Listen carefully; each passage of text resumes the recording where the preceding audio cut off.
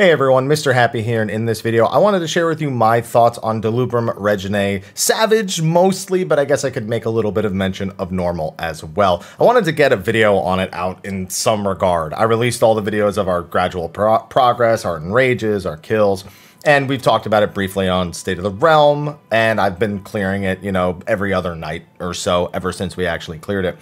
I'm working on the guide. I'm currently 16 pages into a script. I didn't realize how much of an undertaking this was going to be. But while that's in the works, I figure I could at least share my thoughts on how this content was executed, what was good, what could still use some work, and kind of how I hope it impacts Final Fantasy XIV in the future, especially looking towards 6.x. So for those of you who don't keep your fingers on the pulse of everything that's Final Fantasy XIV, Delubrum Reginae is a new large-scale raid that was introduced in patch 5.45 as part of the Save the Queen quest series. Now it has two difficulties. The normal mode is approachable by pretty much anybody as long as you meet the conditions to actually queue in.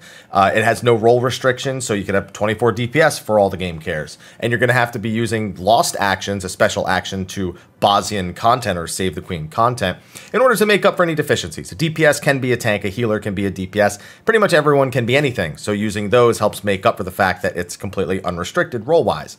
However, the Savage mode is a bit of a different story. The difficulty is much higher, there's new trash, there's new mechanics, and on top of that, it's 48 players. Yeah, it's in every way more intense than the normal mode, and it's not just from the bosses and the mechanics. Savage mode has something very unique to it, something only present in one other piece of content, technically two others, I suppose, but that if you die, the death is near permanent. The only way to resurrect players in the Savage mode content is to use the healer LB3, to use the sacrifice action, which will kill the user, and the arise action, which only works some of the time if healers are using a certain buff. And even then, I've gone through 20 arises trying to res one person, so resurrections are incredibly limited. On top of that, they are far more strict about the actions you bring. Certain fights require certain actions. There's parts in this raid where if you screw up, you've ruined any chance of clearing it in that individual run. And if everybody dies at any given point, you have to start the whole thing over. You don't just get to pick up from the boss you just died on. It's permadeath. You have to go back to the beginning, clear all the trash and bosses that you missed. And so it really puts an onus on players to perform, to make sure they're surviving on higher tier mechanics than you'd see in most of your traditional large-scale content in Final Fantasy XIV. Now, I've cleared this a handful of times at this point. Like I said, I'm working on the guide and everything. And so I've had a decent amount of time at this point, just under a week, to really think about what this content means. What do I like about this content? What do I not like about this content?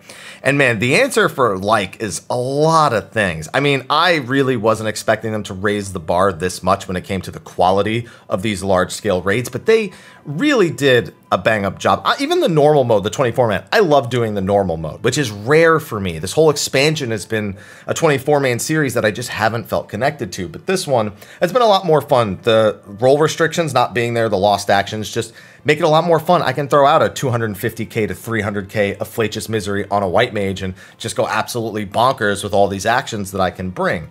And then you take that over into the Savage mode, and it kind of falls a little bit more into the traditional sense of needing to perform certain mechanics, but the lost actions are so vital to success there that it feels really good to uncover the various mysteries and solve the puzzles of the various boss fights. And every run, you get a little further, a little further, a little further.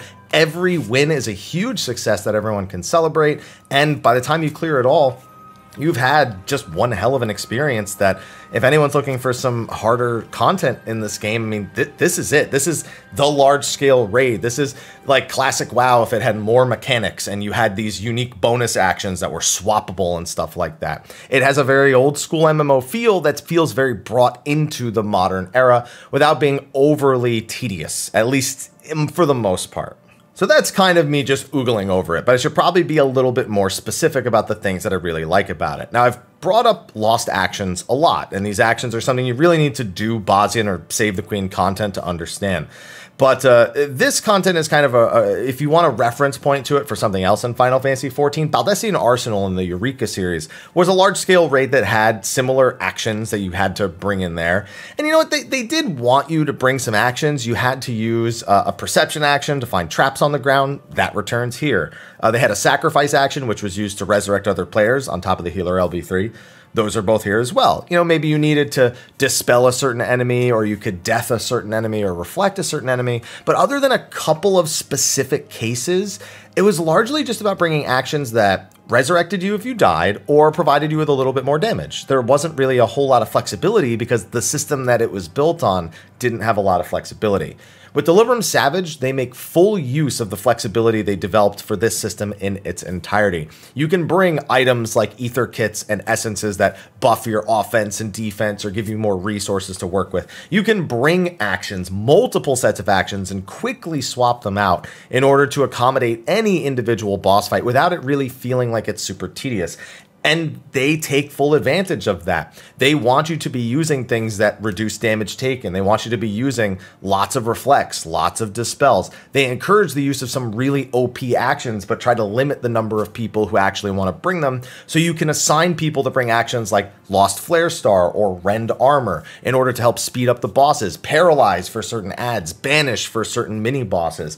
And it is just a huge array of things that you can really bring to make this easier. There's even alternate strategies where you can make use of those, I guess, role-changing skills like Incense to have maybe a ranged physical use Incense to kite a mob instead of having a tank do it, so the tank can have uptime while the ranged is tanking and actually hitting the boss. There's all these little optimizations, and it's great. It's great to see them not just half-assing a system and just kind of letting it sit on the side. This is the pinnacle of this system, and they can only replicate this or go up from here, because if they go down from here, it's going to be a huge disappointment.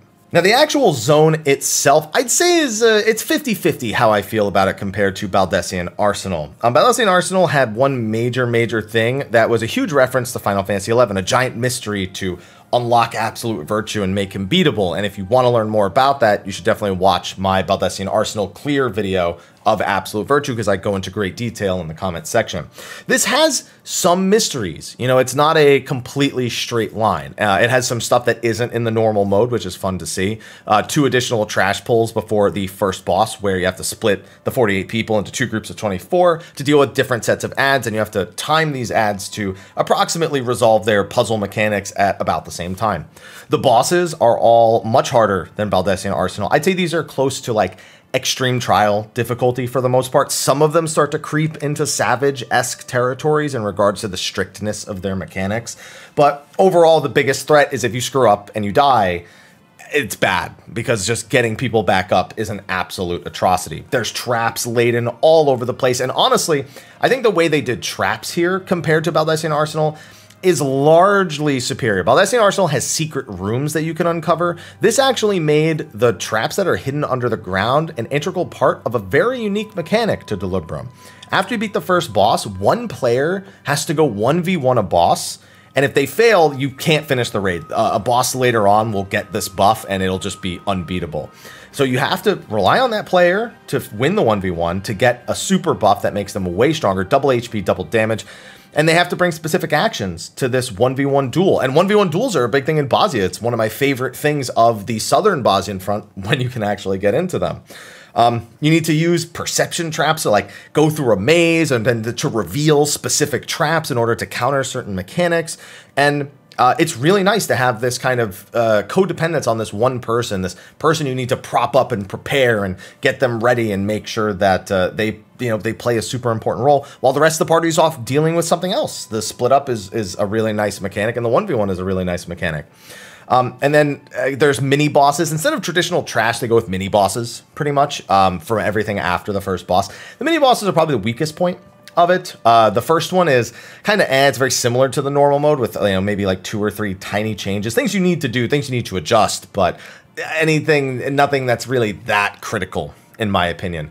And then you have like the second trash boss dies in a heartbeat, and the final trash boss is incredibly done. A lot of coordination, a lot of use of specific actions, dispels, reflects, being able to discover traps, use of tank invulns. Tank invulns are incredibly useful in here. The second boss, again, tons of dispels, reflects, ways that you can just counter tons and tons of different mechanics. It's very well done, and the fights are all incredibly fun. There is no boring fight, in my opinion, out of the 4 fights that are here. The final fight in particular is definitely gets some sweat going. There are some orientations of mechanics that are really easy, and then there's some runs where you have almost no safe places to stand. You really need to understand how the mechanic works in order to safely survive it. It is scary. It is really, really scary. Even just before recording this, we had some of the worst laid out mechanics I think we've ever had for that. And man, overcoming it every time, my heart gets going. I'm super excited. At the same time, I'm worried that maybe too many people are going to screw up. And that's just, it's fun for me. I mean, every run I look forward to. And that's not something I can say about a lot of content. As somebody who hyper consumes, over consumes, and then there's never enough to sate me, this is something that, assuming enough other people are interested, I'd almost always be willing to do as long as I'm available to do it.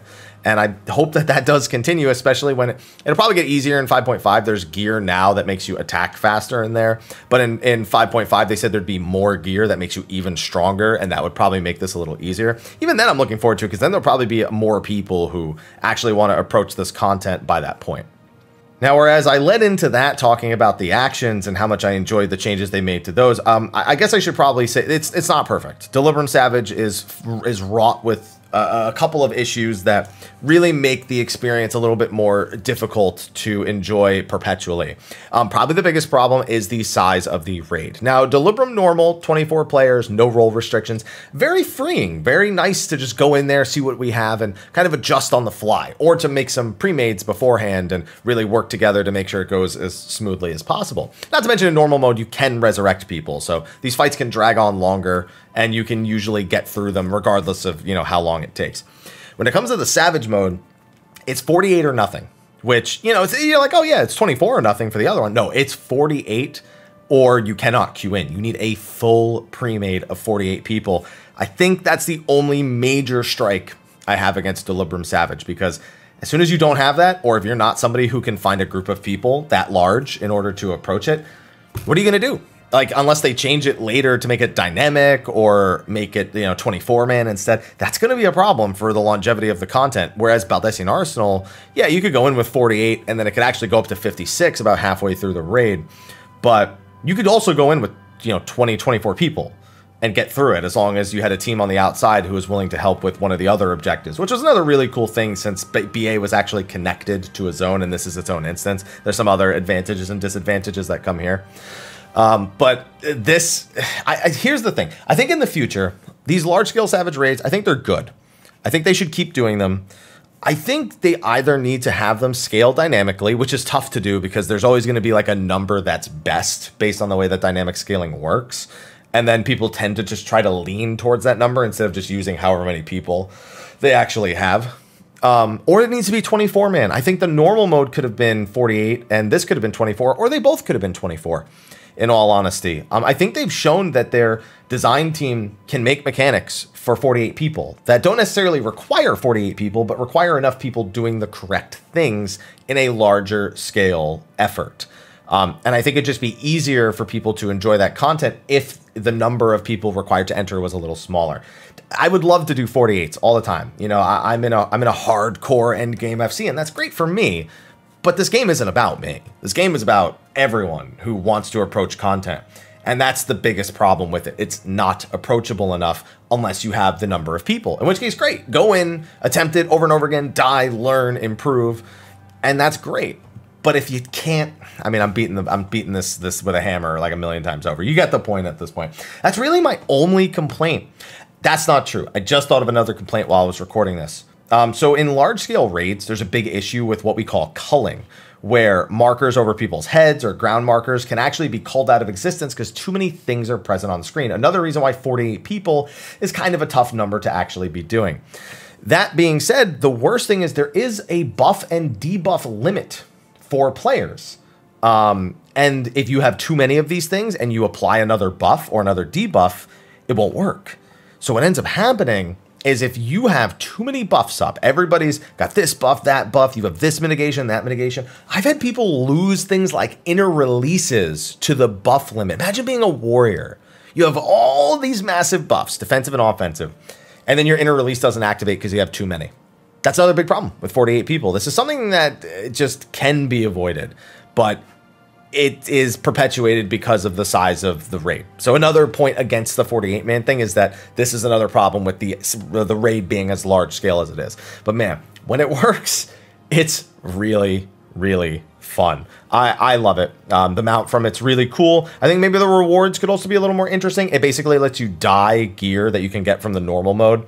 But you also need to have gotten gear from the Bosnian front on top of the normal mode gear from the normal mode and combine both of that.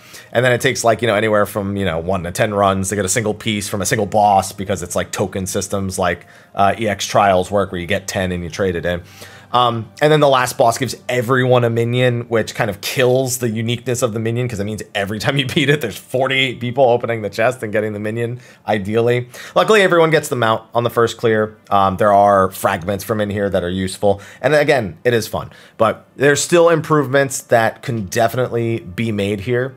And I hope that they continue to take feedback and improve, because they really took our feedback seriously from Bloodlessing Arsenal. There were people who were completing it, who were posting all over the place, things that could do better. And now we have feedback for this. So I'm really confident with how well they listened to BA that this can also just get better from here.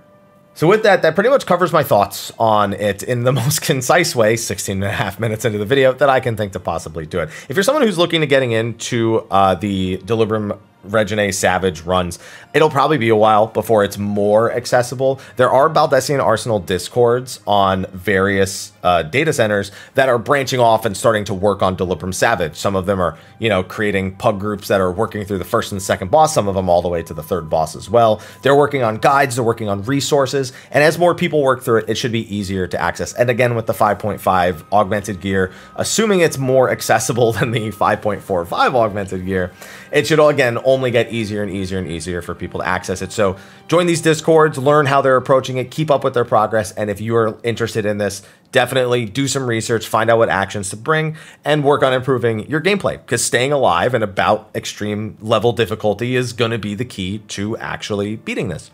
But with that, that covers my thoughts. Thank you for listening to me ramble on for the last, almost third of an hour that you've actually been sitting here. Be sure to like, favorite, subscribe, and share. Stay tuned. I will make a Delubrum Savage guide. I'm also working on some Blue Mage stuff. We're going to keep you up to date on anything Endwalkers that's coming out. So we have a lot in the pipeline. I appreciate all of you for tuning in, and I'll see you in the next one. Until then, take care.